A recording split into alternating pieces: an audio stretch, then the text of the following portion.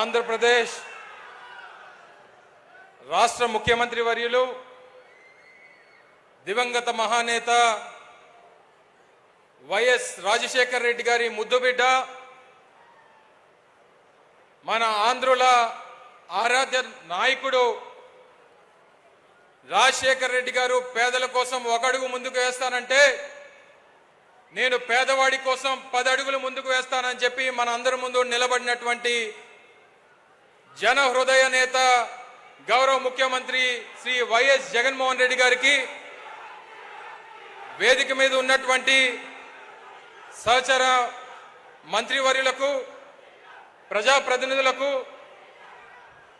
వేదిక మీద ఉన్నటువంటి గౌరవ నాయకులకు పెద్ద ఎత్తున ఈరోజు జగన్మోహన్ రెడ్డి గారికి ఆశీర్వదించడానికి విచ్చేసినటువంటి అనకాపల్లి నియోజకవర్గం అనకాపల్లి జిల్లా నుంచి పెద్ద ఎత్తున విచ్చేసినటువంటి ప్రజానికానికి అందరికీ కూడా హృదయపూర్వకంగా నమస్కారాలు తెలియజేసుకుంటా ఉన్నా. ప్రతిష్టాత్మకమైనటువంటి వైఎస్ఆర్ చేయూత కార్యక్రమం 4 విడతల్లో 75,000 రూపాయలు రాష్ట్రంలో ఉన్నటువంటి ఎస్సీ ఎస్టీ బీసీ మైనారిటీలకు 45 సంవత్సరాల నుంచి 60 సంవత్సరాల లోపు ఉన్నటువంటి మహిళలకు చేయూతనిస్తానని చెప్పి ఎన్నికల ముందు ఇచ్చినటువంటి హామీని ఇప్పటికే 3 విడతలు పూర్తి చేసి ఆఖరి విడతగా 18,750 రూపాయలు మన అనకాపల్లి నియోజకవర్గ సాక్షిగా ఈ రాష్ట్రంలో దాదాపు 27 లక్షల మంది మహిళలకు అందిస్తున్నటువంటి కార్యక్రమానికి గౌరవ ముఖ్యమంత్రి గారు విచ్చేశారు. ఒక్క వైఎస్ఆర్ చేయూత కార్యక్రమమే కాదు, ఈ రాష్ట్రంలో పెద్ద ఎత్తున అనేక సంక్షేమ కార్యక్రమాల్ని జగనన్న అమ్మఒడి కానివ్వండి, రైతు భరోసా కానివ్వండి, వైఎస్ఆర్ ఆసరా కానివ్వండి, వైఎస్ఆర్ చేయూత కానివ్వండి, పెద్ద ఎత్తున ఈ రాష్ట్రంలో పేదవాడికి సంక్షేమాన్ని అందించినటువంటి ఏకైక నాయకుడు ఈ దేశంలో ఎవరన్నా ఉన్నారంటే అది ఒక్క వైఎస్ జగన్మోహన్ రెడ్డి గారు మాత్రమే అని చెప్పి సందర్భంగా తెలియజేస్తా ఉన్నా. బహుశా నాకు తెలిసి స్వతంత్రం వచ్చిన తర్వాత ఈ 75 సంవత్సరాల స్వతంత్ర భారతదేశంలో ఒక్క రాష్ట్రంలోనే 5 సంవత్సరాల కాలంలో ఒక నాయకుడు పేదవాడి కోసం 2,77,000 కోట్ల రూపాయలు సంక్షేమాన్ని అందించినటువంటి నాయకుడు బహుశా నాకు తెలిసి దేశంలోనే కాదు ప్రపంచంలో కూడా ఎక్కడా ఉండడు. ఒక్క జగన్మోహన్ రెడ్డి గారు తప్పితే అయినటువంటి విషయాన్ని ఈ సందర్భంగా తెలియజేస్తా ఉన్నా. ఈ వేదిక మీద నుంచి ఈ రాష్ట్రంలో ఉన్నటువంటి ప్రతిపక్షాలకి సవాల్ చేస్తా ఉన్నా. 2,77,000 కోట్ల రూపాయలు సంక్షేమాన్ని పేదవాడికి అందించింది జగన్మోహన్ రెడ్డి గారి ప్రభుత్వం. ఏ ఒక్కరన్నా వచ్చి ఇది పలానా పార్టీ వాళ్ళకే ఇచ్చారు, పలానా కులాన్ని వాళ్ళకే ఇచ్చారు, పలానా ప్రాంతాన్ని వాడికే ఇచ్చారు అని చెప్పి ఏ ఒక్కరన్నా వచ్చి చెప్పగలరా? లేదా ఈ 2,77,000 కోట్ల రూపాయల్లో 1 రూపాయి అన్న అవినీతి జరిగింది అని చెప్పి చెప్పగలరా అని చెప్పి ఈ సభ నుంచి ఈ రాష్ట్రంలో ఉన్నటువంటి ప్రతిపక్షాలకి సవాల్ చేస్తా ఉన్నా అని చెప్పి సందర్భంగా తెలియజేస్తా ఉన్నా. ఎవరు ఏమనుకున్నా ఈరోజు జగన్మోహన్ రెడ్డి గారు అనకాపల్లి విచ్చేశారు. ఎన్నికల ముందు 2019 సంవత్సరంలో ఎన్నికల ప్రచార సభకి అనకాపల్లి విచ్చేసినప్పుడు అనకాపల్లి ప్రాంత ప్రజలకు ఒక మాట ఇచ్చారు, నాకు అవకాశాన్ని ఇవ్వండి, నాకు అధికారాన్ని ఇవ్వండి, నేను ప్రభుత్వం ఏర్పాటు చేస్తే అనకాపల్లిని కొత్త జిల్లాగా ఏర్పాటు చేస్తాను, అనకాపల్లిని జిల్లా హెడ్ క్వార్టర్ చేస్తానని చెప్పి మాట ఇచ్చారు. ఇచ్చినటువంటి మాట ప్రకారం ఈరోజు జిల్లా కేంద్రంగా అనకాపల్లి ఉంది. ఇప్పుడే మాట్లాడినటువంటి కలెక్టర్ గారిని చూశారు. ఒక జిల్లా కలెక్టర్, జాయింట్ కలెక్టర్, జిల్లా ఎస్పీ ఎప్పుడన్నా అనకాపల్లిలో నివాసం ఉన్నటువంటి పరిస్థితులు మీరు ఎప్పుడన్నా చూసారా అని చెప్పని అడుగుతా ఉన్నా. పరిపాలనని అంత దగ్గరికి తీసుకొని వచ్చారు, పరిపాలన వికేంద్రీకరణ చేశారు, ప్రజలకు అందుబాటులోకి పరిపాలన తీసుకొని వచ్చారు, వాలంటీర్ వ్యవస్థను తీసుకొని వచ్చారు, సచివాలయ వ్యవస్థను తీసుకొని వచ్చి ఈ రాష్ట్రమే కాదు ఈ దేశం కూడా మన రాష్ట్రం వైపు చూసేటువంటి విధంగా చేసినటువంటి నాయకుడు జగన్మోహన్ రెడ్డి గారు అని చెప్పి సందర్భంగా తెలియజేస్తా ఉన్నా. మరి ఇంత పెద్ద కార్యక్రమాలు ఈరోజు అభివృద్ధి కార్యక్రమాలు అనకాపల్లి పట్టణానికి సంబంధించి కానివ్వండి, లేదా గ్రామీణ ప్రాంతాలైనటువంటి అనకాపల్లి మండలం, కసింకోట మండలాలకు సంబంధించి కానివ్వండి, ఈ ప్రాంతంలో ఉన్నటువంటి రైతాంగానికి సంబంధించి కానివ్వండి, ఎంత పెద్ద ఎత్తున కార్యక్రమాలు చేసి ఒక్క అనకాపల్లి నియోజకవర్గంలోనే సంక్షేమం కోసం 1,500 కోట్ల రూపాయలు ఖర్చు పెట్టినటువంటి నాయకుడు వైఎస్ జగన్మోహన్ రెడ్డి గారు అని చెప్పి సందర్భంగా తెలియజేస్తా ఉన్నా. దాంతో పాటు ఈరోజు రానటువంటి కార్యక్రమాలు, చేపట్టబోయేటువంటి కార్యక్రమాలు, రేపు ఎన్నికలకు వెళ్తా ఉన్నాం, మరో నెల రోజుల్లో ఎన్నికలు జరగబోతా ఉన్నాయి. ఈ రాష్ట్రంలో ప్రతిపక్షాలన్నీ కూడా ఏకమయ్యాయి. జగన్మోహన్ రెడ్డి గారిని ఎదిరించాలని చెప్పి చూస్తూ ఉన్నాయి. జగన్మోహన్ రెడ్డి గారిని ఎదుర్కొనడానికి వాళ్ళందరూ కూడా కలిసికట్టుగా వస్తూ ఉన్నారు. చాలా మంది అడిగారు, జగన్మోహన్ రెడ్డి గారికి ఎదురుగా ప్రతిపక్షాలన్నీ కలిశాయి, అన్ని రాజకీయ పార్టీలు కలిశాయి, మీ జగనన్న ఏమన్నా భయపడుతున్నాడా అని చెప్పని అడిగారు. జగన్మోహన్ రెడ్డి గారి డిఎన్ఏలో కానీ జగన్మోహన్ రెడ్డి గారి కుటుంబ వారసత్వంలో కానీ అసలు భయం అనేటువంటి దానికి అర్థమే తెలియదు అనేటువంటి విషయాన్ని మీ అందరికీ తెలియజేస్తా ఉన్నా.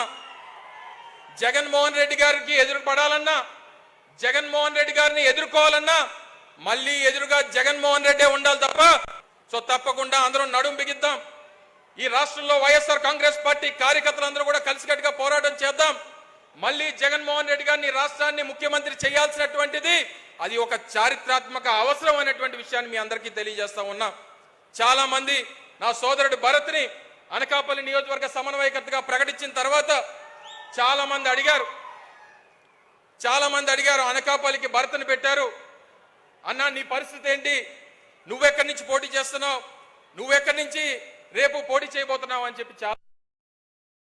నేను జగన్మోహన్ రెడ్డి గారికి మాటిస్తా ఉన్నా, జగన్మోహన్ రెడ్డి గారికి ఈ వేదిక మీద నుంచి మాటిస్తా ఉన్నా, నాకు జగన్మోహన్ రెడ్డి గారు ఉమ్మడి విశాఖపట్నం జిల్లాకి డిప్యూటీ రీజనల్ కోఆర్డినేటర్గా నన్ను జగన్మోహన్ రెడ్డి గారు నియమించారు. ఈ వేదిక మీద నుంచి అడుగుతున్నటువంటి ప్రతి ఒక్క ప్రశ్నకి ఈ రాష్ట్రంలో ఉన్నటువంటి అనేక మీడియా ఛానల్స్ కానివ్వండి, లేదా ఈ జిల్లాలో ఉన్నటువంటి వైఎస్ఆర్ కాంగ్రెస్ పార్టీ కార్యకర్తలకు కానీ జగన్మోహన్ రెడ్డి గారు సాక్షిగా తెలియజేస్తా ఉన్నా, నేను రాబోయేటువంటి ఎన్నికల్లో జగన్మోహన్ రెడ్డి గారి విజయం కోసం ఈ ఉమ్మడి విశాఖపట్నంలో జిల్లాలో ఉన్నటువంటి 15 నియోజకవర్గాల కోసం పనిచేస్తా.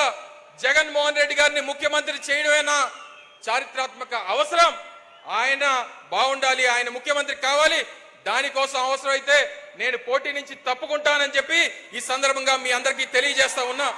భగవంతుడు రాస్తాడు, నేను అనేక సందర్భాల్లో చెప్పాను, అమర్నాథ్ తలరాత జగన్మోహన్ రెడ్డి గారు రాస్తారని చెప్పి ఈ సందర్భంగా తెలియజేసుకుంటూ మరొకసారి ఇంత పెద్ద ఎత్తున విచ్చేసినటువంటి వైఎస్ఆర్ కాంగ్రెస్ పార్టీ నాయకులకు, అభిమానులకు, ప్రజలకు, మరి ముఖ్యంగా జగన్మోహన్ రెడ్డి గారికి ఆశీర్వదించడానికి విచ్చేసినటువంటి వేలాది మంది మహిళా సోదరీమణులందరికీ కూడా హృదయపూర్వకంగా ధన్యవాదాలు తెలియజేసుకుంటూ, మరి అనకాపల్లి నియోజకవర్గానికి సంబంధించి కొన్ని ప్రధానమైనటువంటి సమస్యలు వారి దృష్టికి తీసుకొని వచ్చి మరి వారు ఇచ్చినటువంటి అనేక కార్యక్రమాలు చేసినటువంటి సందర్భంలో వారికి కృతజ్ఞతలు తెలియజేసుకుంటూ, ఇప్పటికే ప్రతిష్టాత్మకమైనటువంటి రెండో అతిపెద్ద అగ్రికల్చర్ మార్కెట్ కమిటీ అయినటువంటి అనకాపల్లికి సంబంధించి ఒక నూతనంగా ఒక కోల్డ్ స్టోరేజ్ నిర్మాణం కానివ్వండి, లేదా కొన్ని షాపింగ్ కాంప్లెక్స్లు, ఎందుకంటే ప్రధానమైనటువంటి పట్టణంలో ఉన్నటువంటి అనకాపల్లి మార్కెట్ యార్డ్లో షాపింగ్ కాంప్లెక్స్లు, కన్వెన్షన్ సెంటర్ కడితే బాగుంటుందని చెప్పి మార్కెట్ కమిటీ సోదరులు కానివ్వండి, అక్కడ ఉన్నటువంటి కమిటీ సభ్యులు కానివ్వండి, అందరూ కూడా అడిగారు గౌరవ ముఖ్యమంత్రి గారిని. వారిని కోరుతా ఉన్నా, ఒక 5 కోట్ల రూపాయలు దానికి తమరు శాంక్షన్ చేయాల్సిందిగా కోరుతా ఉన్నా. అలాగే పక్కనే ఇప్పుడు కసింకోటలో ఉన్నటువంటి శారదా నది మీద ఉన్నటువంటి బ్రిడ్జ్ ఏదైతే అసంపూర్తిగా ఆగిపోయిందో దానికి ఒక 3 కోట్ల రూపాయలు కావాలని చెప్పి పెద్దలందరూ కూడా కోరడం జరిగింది.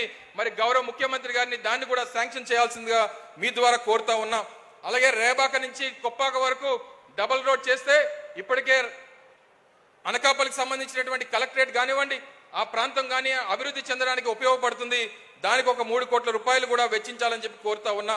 2 ప్రధానమైనటువంటి రహదారులు అనకాపల్లికి సంబంధించి ఏదైతే బౌలువాడ నుంచి తుంపాల వరకు వెళ్ళేటువంటి రోడ్డు, అలాగే తుంపాల నుంచి బొజ్జన్నకొండకు వెళ్ళేటువంటి రోడ్డుకి సంబంధించి ఒక 4 కోట్ల రూపాయలు వెచ్చించాలని చెప్పి గౌరవ ముఖ్యమంత్రి గారిని కోరుతా ఉన్నా. అలాగే ఇక్కడే పక్కనే కసింకోటలో జగనన్న కాలనీలు నిర్మాణం చేశాం. 800 ఇళ్లు నిర్మించినటువంటి ఆ కాలనీకి, శారదా నది ఒడ్డున ఉన్నటువంటి ఆ కాలనీకి రీటైనింగ్ వాల్ కూడా ఒక 6 కోట్ల రూపాయలు ఖర్చు అవుతుందని చెప్పి పెద్దలందరూ కూడా కోరడం జరిగింది. మరి ఈ వేదిక మీద నుంచి గౌరవ ముఖ్యమంత్రి గారిని వాటిని శాంక్షన్ చేయాల్సిందిగా, ఇంకా రానటువంటి కాలంలో మళ్ళీ ఎన్నికలై మళ్ళీ గౌరవ ముఖ్యమంత్రి గారు మళ్ళీ ముఖ్యమంత్రిగా అనకాపల్లి వచ్చినప్పుడు మరిన్ని హామీలు వారిని అడిగి నెరవేర్చుకునేటువంటి కార్యక్రమం చేద్దామని చెప్పి ఈ సందర్భంగా తెలియజేసుకుంటూ, అవకాశం ఇచ్చినటువంటి పెద్దలందరూ కూడా హృదయపూర్వకంగా ధన్యవాదాలు తెలియజేసుకుంటూ, నాకు ఈ స్థాయినిచ్చి, ఇంత భవిష్యత్తునిచ్చి, ఇంత హోదానిచ్చినటువంటి గౌరవ ముఖ్యమంత్రి జగన్మోహన్ రెడ్డి గారికి జీవితాంతం రుణపడి ఉంటానని చెప్పి తెలియజేసుకుంటూ, పాదాభివందనం చేసుకుంటూ సెలవు తీసుకుంటా ఉన్నా. జై హింద్, జై జగన్.